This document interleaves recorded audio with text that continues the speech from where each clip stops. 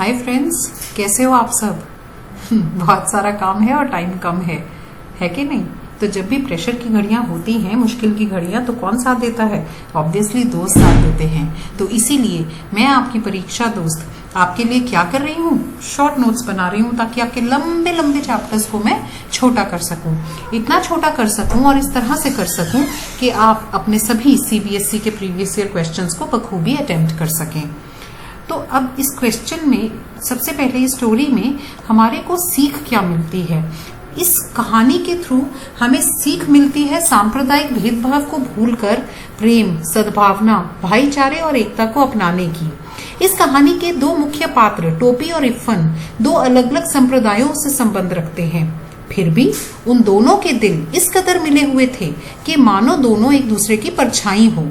दोनों बच्चों की मासूमियत सबको जाति और धर्म से उठकर एक होने की प्रेरणा देती है। कोई भी मजहब आपस में लड़ना, भेदभाव करना नहीं सिखाता, पर फिर भी हम उसी धर्म और मजहब के नाम पर आपस में टकराते रहते हैं।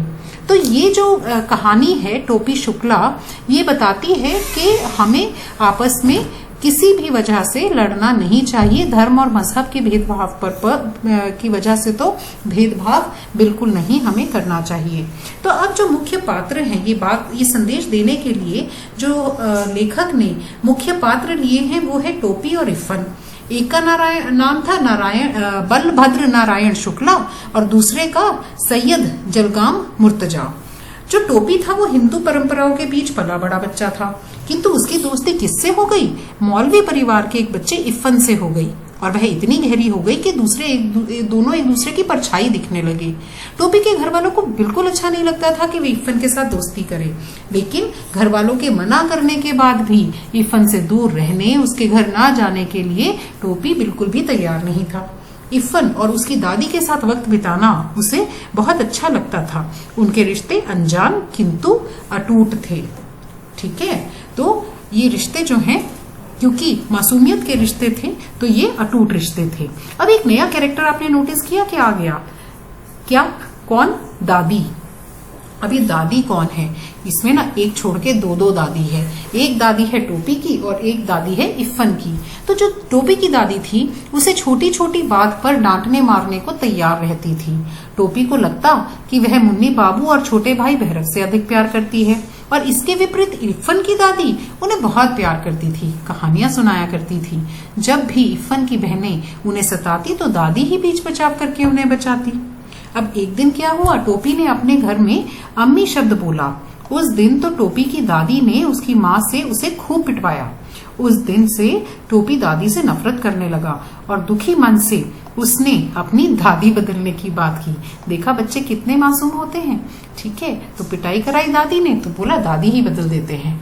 चलो, अब जो नैतिक मूल्यों की दृष्टि से अगर हम देखें तो इस प्रकार के रिश्ते बहुत सच्चे और ऊंचे होते हैं। ये जाति, धर्म, अपने पराये की सीमाओं से भी ऊपर होते हैं। चाहे इन दोनों का रिश्ता था या उनकी दादी से रिश्ता था, यह रिश्ते किसी स्वार्थ एवं लालच पर नहीं अपितु हृदय की गहराइयों से होते हैं। अब ये जो है डिटेलिंग दी उन्होंने, एक भूमिका बांधी कि इफ़न कौन था, कैसे परिवार से था, टोपी किस परिवार से था, उनकी दोस्ती कैसी थी, दादी के साथ उनको कैसा लगता था। अब डिटेल आती है कि दादी जो है वो कौन थी, उनकी बैकग्राउंड क्या थी। दादी किसी मौलवी की नहीं बल्कि जिम्मेदार की बेटी थी। उनका बचपन घी दूध खाते, गाते बजाते, मस्ती करते हुए बीता था। वे शादी के बाद एक मौलवी परिवार में आ गई और न चाहते हुए भी मौलविन बन के रहना पड़ा। जब मायके जाती तो लपट झपट कर जी भर के खा लेती थी। लखनऊ आते ही उन्हें फिर मौलवी बन जाना पड़ता। तो ये जो है उनका था कि वो जिम्मेदार की बेटी थी और डिफरेंस था दोनों कल्चर्स में, तो उसके बारे में बताया गया है। और इफ़न की दादी जो है वो नमाज रोजा की पाबंद थी क्योंकि ऑब्वियसली मौलविन थी, पर जब इकलौते बेटे को चेचक निकले तो चारपाई के पास एक टांग पर खड़ी हुई और बोली, माता मोरे बच्चे को माफ कर दियो। 9 या 10 बरस की थी जब विवाह कर लखनऊ आई, परंतु जब तक जिंदा रही मायके की भाषा को गले लगाए रही, क्योंकि इस भाषा के सिवा इधर उधर कोई ऐसा नहीं था जो उनके दिल की बात समझता। बेटे की शादी के दिन आए तो गाने बजाने के लिए खूब दिल फड़का, परंतु मौलवी के घर गाना बजाना कैसे हो सकता था। पर इफ्फन की छठी पर उन्होंने जी भर के जश्न मनाया। मृत्यु के समय भी दादी की इच्छा मन में दबी रही। पीहर में बताए हुए 12 साल की यादें उम्र भर के ससुराल पर भारी पड़ने लगी। यहाँ तक कि अपने मायके की कच्ची हवेली में अपने हाथ से लगाया हुआ आम का बीजू पेड़ भी याद आने लगा। तो ये सारी जो है डिस्क्रिप्शन इतनी लंबी क्यों दी है लेखक ने, ताकि वो आपको ये बता सके कि कितना डिफरेंस था दोनों तरह के संप्रदायों में, कितना डिफरेंस था, और फिर भी लोग एक दूसरे के जो परंपराएं हैं उनको कितनी बखूबी अपनाया करते थे। अपने मन में इच्छाओं को दबाकर भी वे उनको अपनाया करते थे। तो दादी जो है वो प्रतीक है इस चीज का कि कैसे हम एक दूसरे की परंपराएं अपनाते थे। अच्छा, उसके बाद एक और उन्होंने एपिसोड बताया है लेखक ने कि टोपी शुक्ला जो है वो फेल हो गया था। तो जब फेल हो गया तो फिर ये पूरा एपिसोड जो है वो एक है कि भाई उनके साथ घर में कैसा व्यवहार हुआ, अध्यापकों ने कैसा किया, बाकी बच्चों ने कैसा किया, तो क्या वह व्यवहार मानवीय मूल्यों की दृष्टि से उचित था, ऐसा क्वेश्चन आपको आ सकता है। तो टोपी शुक्ला जो है वो 9वीं कक्षा में 2 बार फेल हो गया था। एक बार घर में पढ़ाई का वातावरण ना होने के कारण और दूसरी बार अस्वस्थता के कारण उसे अपने छोटे बच्चों के साथ कक्षा में बैठना पड़ता था, अपने से छोटे बच्चों के साथ कक्षा में बैठना पड़ता था।